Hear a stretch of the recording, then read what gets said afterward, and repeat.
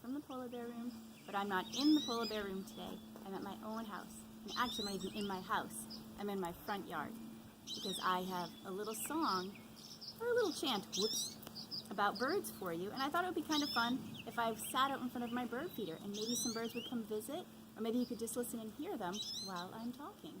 If you listen, you can hear them. Did you hear them? I heard that one. All right. 5 little birds. One little bird with feathers of blue flew beside a white one, and then there were 2. How many birds do we have? 1, 2. 2 little birds singing in a tree.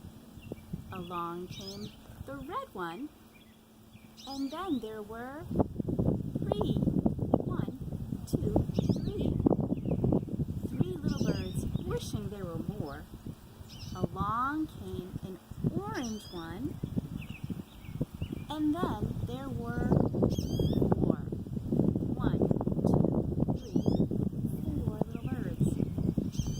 4 little birds, happy to be alive. Along came a yellow one, and then there were 5.